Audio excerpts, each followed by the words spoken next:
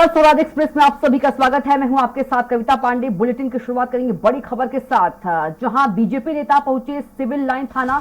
एकात्म परिसर से पैदल चलकर पहुंचे थाना बिरनपुर। घटना को लेकर हेट स्पीच का मामला। पुलिस ने 8 बीजेपी नेताओं को जारी किया था नोटिस। तो बड़ी खबर आपको बता रहे हैं रायपुर से, जहां एकात्म परिसर से पैदल चलकर पहुंचे थाना। तो रायपुर से बड़ी खबर,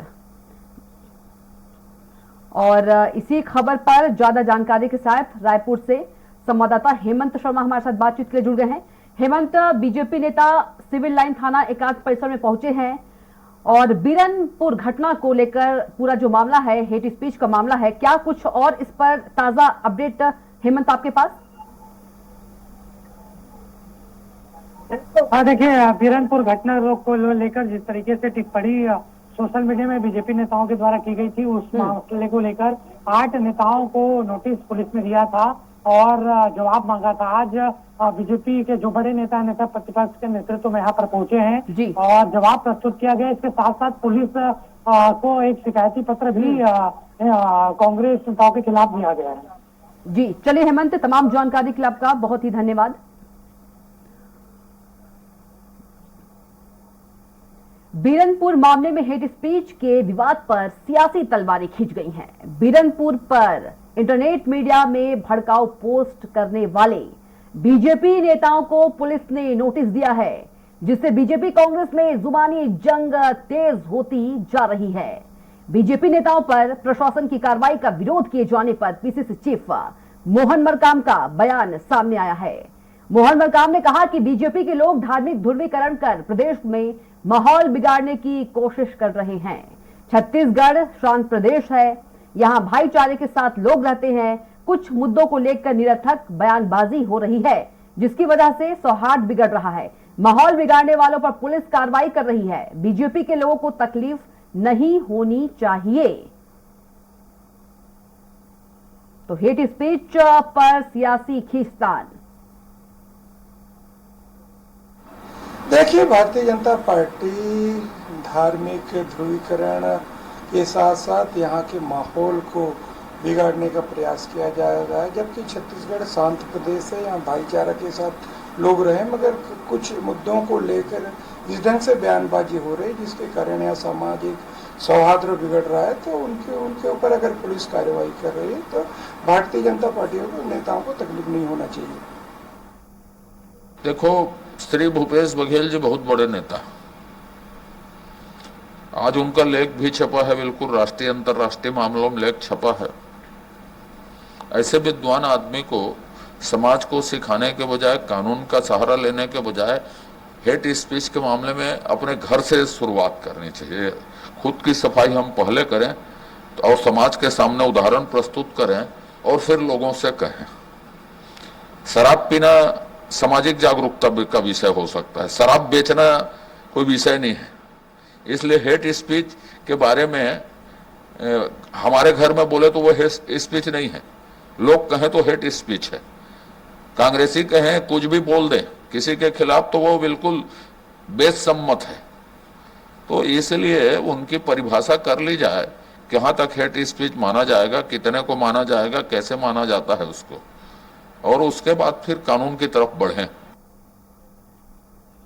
तो हेट स्पीच मामले में अब बयानबाजी हो रही है, जहां कांग्रेस बीजेपी पर और बीजेपी कांग्रेस पर आरोप प्रत्यारोप लगा रहे हैं। और इसी पर हमारे साथ जुड़ गए हैं बीजेपी नेता उमेश घोड़मोड़े जी और अमित श्रीवास्तव जी, कांग्रेस नेता। आप दोनों का चर्चा में बहुत स्वागत है। उमेश घोड़मोड़े जी, आपसे सवाल ये है कि जो कांग्रेस है, कांग्रेस आरोप लगा रही है कि छत्तीसगढ़ शांत प्रदेश है, क्यों माहौल खराब करने की कोशिश कर रही है बीजेपी? देखिए, सवाल वही तो हमारा भी है कि बीते 4.5 वर्षों के अंदर में इस प्रदेश के अंदर में कांग्रेस की सरकार ने ऐसा क्या कर दिया है कि शांति का टापू छत्तीसगढ़, उसकी हवा को दूषित करने का लगातार प्रयास समय समय पर निकल करके आता है। चाहे नारायणपुर का विषय हो, चाहे कवर्धा का विषय हो, चाहे अभी हाल ही में बिरनपुर का विषय हो, लगातार ऐसी स्थितियां क्यों निर्मित हो रही है? इस सवाल का जवाब देने के बजाय ये दबाव बनाने की राजनीति करते हैं, ये एफआईआर लिखाने की राजनीति करते हैं। और दुर्भाग्यपूर्ण तो यह है कि सत्ता के दबाव में और कांग्रेस के नेताओं के दबाव में छत्तीसगढ़ की पुलिस लगातार काम कर रही है। और जिस प्रकार से मोहन मरकाम जी का बयान निकल करके आया है, तो मोहन मरकाम जी को पहले अपने घर में भी देखना चाहिए कि किस प्रकार के हालात बनते हैं, किस प्रकार से उनके विधायक कर्मचारियों के साथ दुर्व्यवहार करते हैं, कर्मचारियों के साथ मारपीट करते हैं। उस विषय में कांग्रेस के किसी नेता के मुंह से एक शब्द नहीं निकलता। कोई नेता जाकर के एफआईआर लिखाने की बात नहीं करता। शासन प्रशासन की तरफ से कहीं कोई कार्यवाही नहीं होती है। और भारतीय जनता पार्टी के नेता जब सरकार की मंशा पर सवाल उठाते हैं, संवैधानिक अधिकार के तहत सरकार की नाकामियों को उजागर करते हैं, तो दबाव बनाने का प्रयास किया जाता है। तो ऐसा छत्तीसगढ़ में नहीं चलेगा। छत्तीसगढ़ मनखे एक समान की परंपरा पे चलने वाला प्रदेश है, लेकिन जिस प्रकार से इस प्रदेश की आबोहवा को दूषित करने का प्रयास यहाँ पर किया जा रहा है, इसका जवाब आने वाले समय के अंदर में छत्तीसगढ़ की जनता देगी। अमित जी, उमेश जी बोल रहे हैं कि कांग्रेस के द्वारा बीजेपी पर दबाव बनाने की कोशिश की जा रही है। इन्होंने ठीक कहा कि मन के एक समान वाला छत्तीसगढ़ है और समरसता का गढ़ हमारा छत्तीसगढ़ है, और इसीलिए शायद पूरे देश में नहीं पूरे विश्व में छत्तीसगढ़ या सबसे बढ़िया कहा जाता है। लेकिन आप देखिए कि जिस प्रकार से जहरीली भाषा का प्रयोग, अभद्र शैल भाषा का प्रयोग भाजपा के नेता कर रहे हैं, और जिस प्रकार से धार्मिक भावनाओं को भड़काने का काम और विद्वेष फैलाने का काम यहाँ पर भाजपा के नेता कर रहे हैं, मुझे लगता है कि उन्हें बाज आना चाहिए। कुछ मेट्रो में राजनीति से परे काम करना चाहिए।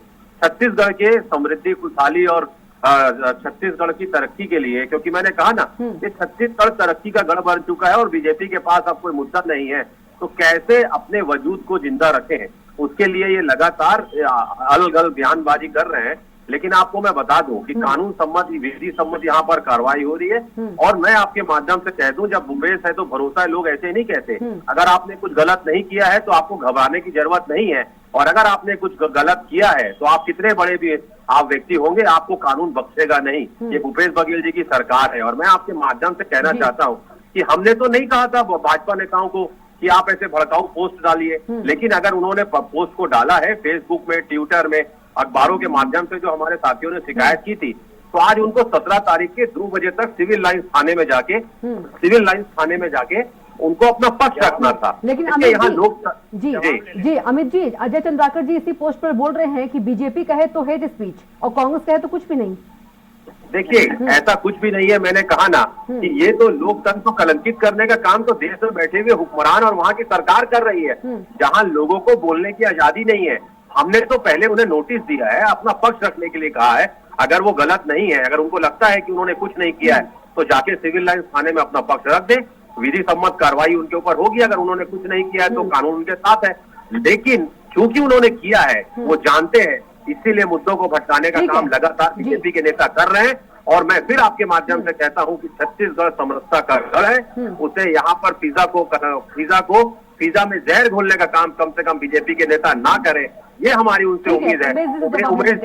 उमेश जी सम्मानित प्रवक्ता है भाजपा के। किया है तो कांग्रेस बोल रही दिक्कत कहाँ है? फिर यदि आपने कुछ गलत नहीं किया है तो बीजेपी ने कुछ गलत नहीं किया तो दिक्कत कहाँ है?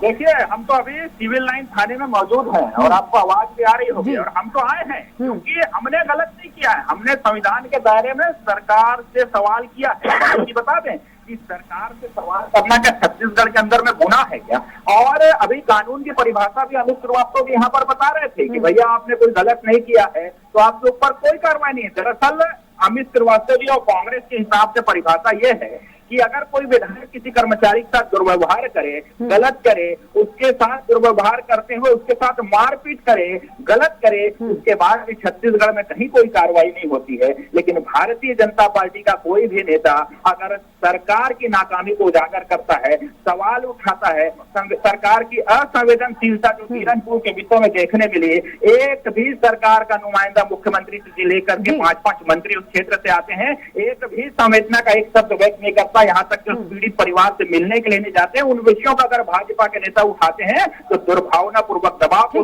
पुलिस से कार्रवाई कराने का प्रयास किया जाता है। यही परिभाषा इस प्रदेश के अंदर में कानून के खिलाफ कांग्रेस की सरकार आने के बाद बन गई है, और वही परिभाषा उल्टे तरीके से यहाँ पर बताने का प्रयास अमित श्रीवास्तव जी कर रहे थे। लेकिन छत्तीसगढ़ की जनता देख रही है कि किस प्रकार से इस प्रदेश की आबोहवा को दूषित करने का काम किया जाता है, राजनीति करने का प्रयास किया जा रहा है। और भारतीय जनता पार्टी जो छत्तीसगढ़ के हित में अपनी आवाज को बुलंद कर रही है, उस आवाज को दबाने का प्रयास कर रहे हैं। लेकिन भारतीय जनता पार्टी का कार्यकर्ता छत्तीसगढ़ के हित की लड़ाई लड़ते रहे। उमेश जी, हमसे जुड़ने के लिए आपका बहुत धन्यवाद, और अमित श्रीवास्तव जी आपका भी बहुत धन्यवाद हमसे जुड़ने के लिए। तो हेट स्पीच पर जो सियासी हंगामा है वो बढ़ते ही जा रहा है।